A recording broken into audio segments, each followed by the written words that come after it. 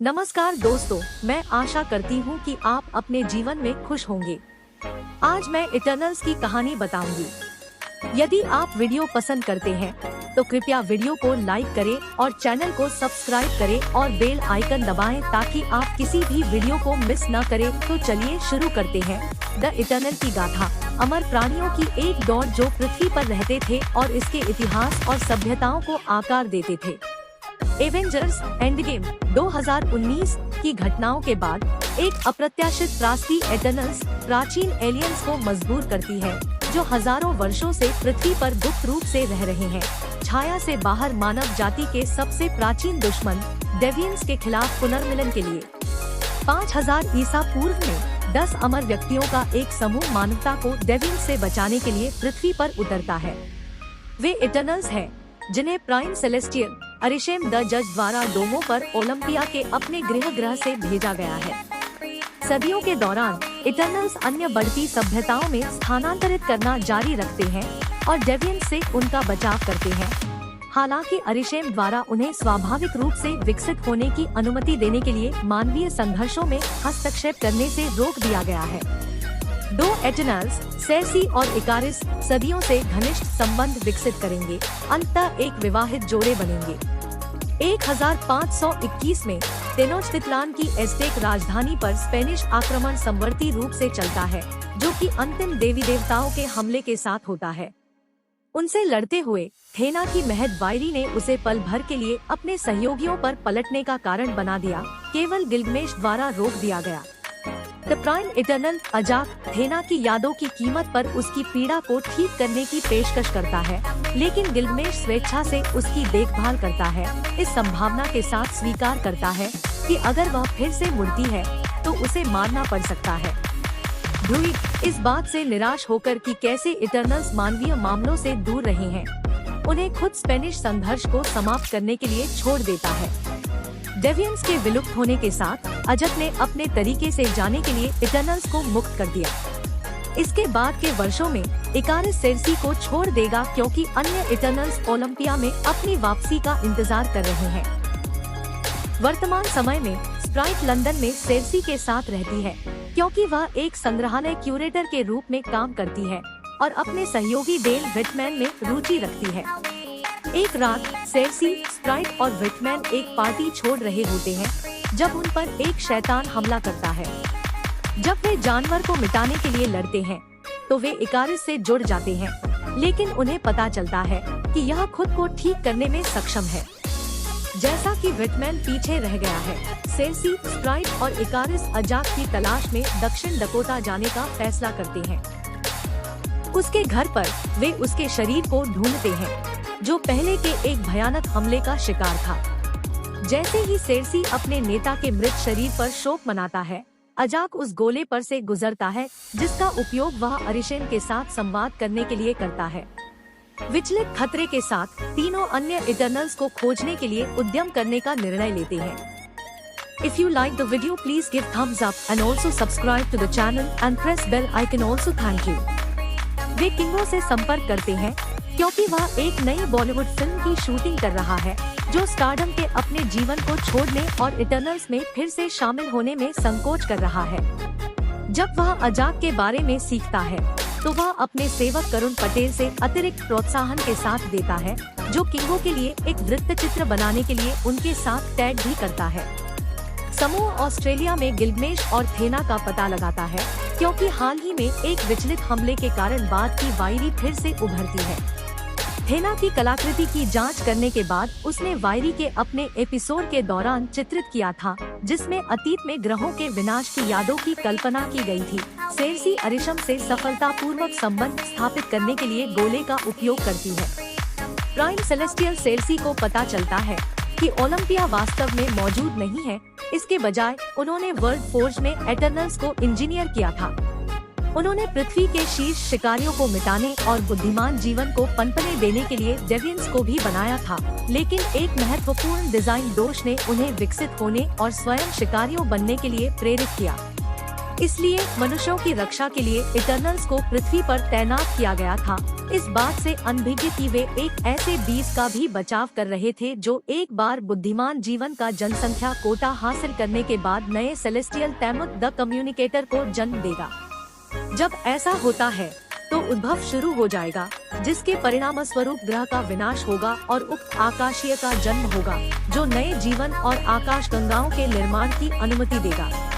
बाद में एटनल्स की यादें उनसे ली जाएंगी और उनके अगले ग्रह मिशन के लिए रास्ता बनाने के लिए अरिशेम द्वारा अध्ययन किया जाएगा। अपने अस्तित्व के सही अर्थ से चकित सेर्सी दूसरों को सूचित करता है। साथ में उन्हें पता चलता है कि थेना की मानसिक पीड़ा पिछले उद्भव के बाद खराब हुई स्मृति का परिणाम थी। इमरजेंस में देरी की उम्मीद करते हुए वे अमेजनर गांव में ड्रूइड को इस उम्मीद में पाते हैं कि वह कम्युनिकेटर तियामुत को निष्क्रिय करने के लिए अपनी टेलीपैथी का उपयोग करने में सक्षम हो सकता है, लेकिन वह उनकी मदद करने में हिचकिचाता है। रात में वे डेवियंस द्वारा घात लगाकर हमला करते हैं और उन्हें रोकने के लिए लड़ते हैं। इकारिस और सेर्सी पर एक जानवर द्वारा क्रूर हमला किया जाता है, लेकिन वह अपनी शक्तियों का उपयोग करके इसे एक पेड़ में बदल देती है, जिससे हर कोई हैरान रह जाता है। जैसे ही थेना फिर से पागल होने लगती है, गिल्गमेश उसकी तरफ दौड़ता है। हालांकि यह देवी नेता क्रो को उस पर हमला करने और उसकी शक्तियों को अवशोषित करने की अनुमति देता है, एक मानवीय आकृति, समझदार भाषण और उसकी यादें प्राप्त करता है। भागने से पहले क्रो डेवियंस के प्रति अपने कार्यों के लिए इटर्नल्स को मारने की प्रतिज्ञा करता है। अपने अंतिम शब्दों के साथ ही के अनंत काल में अपने सबसे मजबूत सेनानी के दाह संस्कार के नुकसान का शोक मनाते हैं।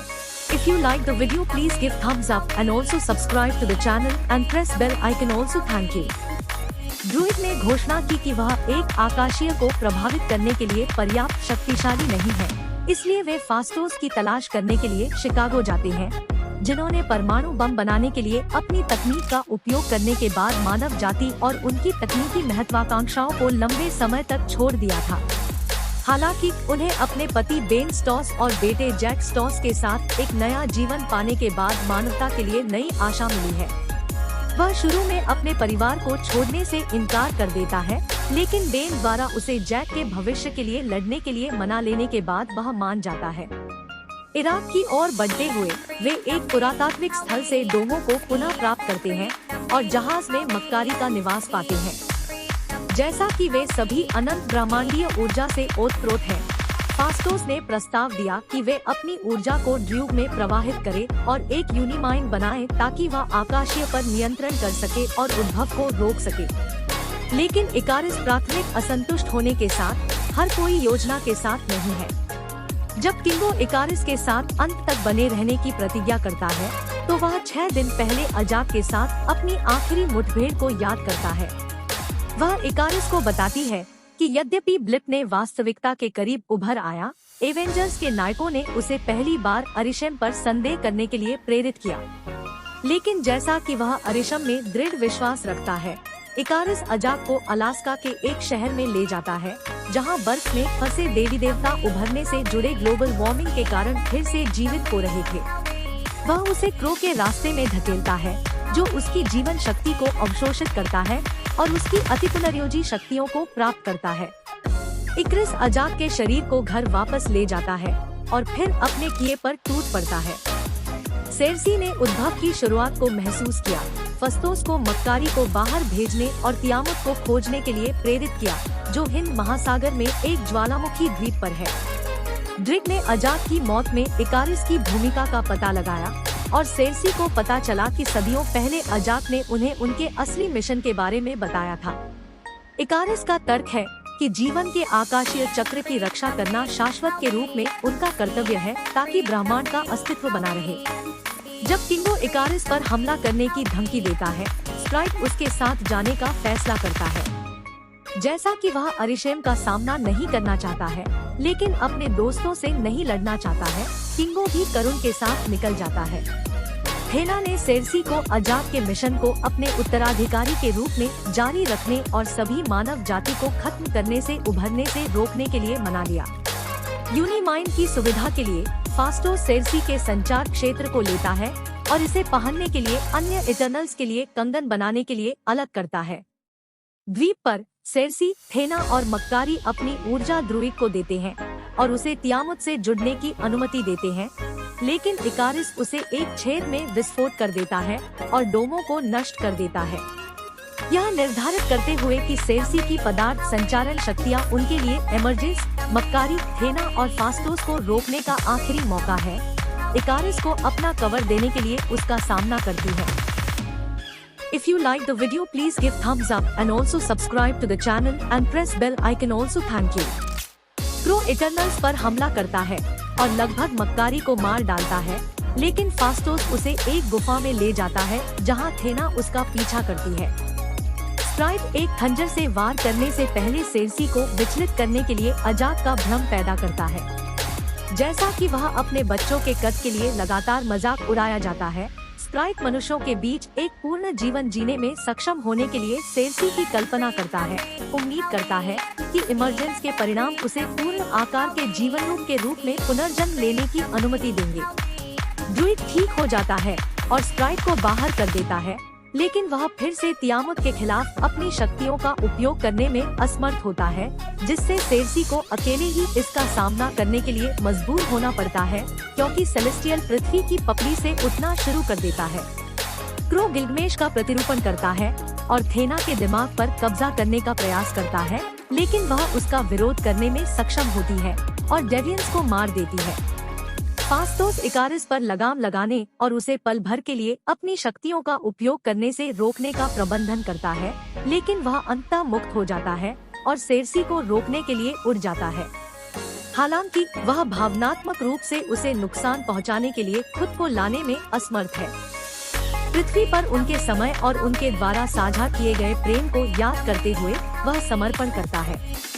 इसके बावजूद सेर्सी के पास अभी भी तियामुत को मारने के लिए पर्याप्त ऊर्जा नहीं है। हालांकि अचानक कुछ इटारिस और स्प्राइट सहित सभी इटर्नल्स को यूनिमाइंड में एकजुट करता है, जिससे सेर्सी को तियामुत के शरीर को संगमरमर में बदलने की अनुमति देने के लिए पर्याप्त ऊर्जा प्राप्त होती है। अपराध बोध से ग्रस्त इकारिस पृथ्वी से भागने से पहले सीधे सूर्य में उड़ने से पहले सेर्सी से माफी मांगता है। फास्टोस ने निष्कर्ष निकाला कि यह तियामुत ही था जिसने यूनिमाइंड की शुरुआत की थी। यह हमेशा ग्रहों के विनाश से बचने के लिए इटर्नल्स के लिए रास्ता था, लेकिन इस बार इसका परिणाम सेलेस्टियल की मृत्यु के रूप में हुआ। यूनिमाइंड से कुछ ऊर्जा बनाए रखने के बाद सेर्सी स्प्राइट की इच्छाओं को पूरा करता है और उसे बड़े होने की अनुमति देने के लिए उसे एक मानव में बदल देता है। 2 हफ्ते बाद साउथ डकोटा, थेना, मक्करी और ड्रूइड डोमो पर अंतरिक्ष के लिए प्रस्थान करते हैं, जिसकी मरम्मत फास्टोस द्वारा की गई थी, और अधिक इटर्नल्स की तलाश में और उन्हें सच्चाई बताएं। वापस लंदन में स्प्राइट सेर्सी को अलविदा कहती है, क्योंकि वह किंगो के साथ स्कूल जाने के लिए निकलती है। जब एरिशेम नाटकीय रूप से पृथ्वी की कक्षा के बाहर प्रकट होता है, तो सेर्सी वेटमैन के साथ एक और डेट पर बाहर होता है। तियामुत के उद्भव को तोड़फोड़ करने के लिए वह मनुष्यों के अंतिम निर्णय के लिए उनकी यादों का मूल्यांकन करने के लिए सेर्सी, फास्टोस और किंगो का अपहरण कर लेता है, उन्हें अभी के लिए बख्श देता है। मिड क्रेडिट दृश्य थेना, मक्कारी और ड्रूइड का दौरा इटर्नल इरोस, थानोस के भाई और उनके सहायक पिप द ट्रोल द्वारा किया जाता है, जो उनकी साझेदारी की पेशकश करते हैं। क्रेडिट के बाद का दृश्य डेन व्हिटमैन अपने पूर्वजों से विरासत में मिला एक पुराना संदूक खोलता है, जिसमें पौराणिक एबोनी ब्लेड होता है, जब एक अनदेखा व्यक्ति उससे सवाल करता है कि क्या वह इसके लिए तैयार है। If you like the video please comment करके बताओ। Thumbs up and also subscribe to the channel and press bell icon also. Thank you.